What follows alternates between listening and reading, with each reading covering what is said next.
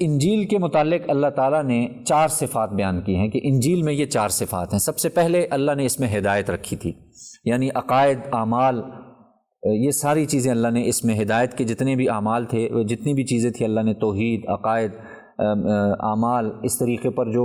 شرک تھا، سب سے بڑی بیماری ان میں آئی تھی، بت پرستی اور تثلیث کا عقیدہ رکھنا، نعوذ باللہ عیسیٰ علیہ السلام کو خدا کا بیٹا کہہ دینا، عیسیٰ علیہ السلام کو خدا کہہ دینا، عیسیٰ ابن مریم، جو بھی ان کے عقائد تھے، اللہ نے فرمایا یہ ہدایت کی کتاب ہے، اس میں اس قسم کی چیزیں تمہیں نہیں ملیں گی۔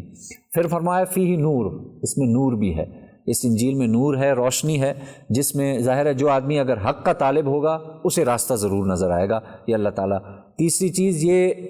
انجیل پہلی، اس سے پہلے نازل ہونے والی کتاب تورات، اس کی کیا دینے والی ہے، اس کی تصدیق کرنے والی ہے کہ وہ بھی اللہ کی طرف سے نازل کی گئی تھی اور یہ کتاب بھی اللہ کی طرف۔ چوتھی اس میں یہ بتایا گیا کہ اللہ سے ڈرنے والے جو لوگ ہیں ان کے لیے یہ انجیل ہدایت ہے، سراپا ہدایت ہے، اس میں نصیحت بھی ہے، ہدایت بھی ہے، اور جو ظاہر اللہ سے ڈرنے والا نہیں تو اس کے لیے تو کچھ بھی کر دیں آپ، کچھ بھی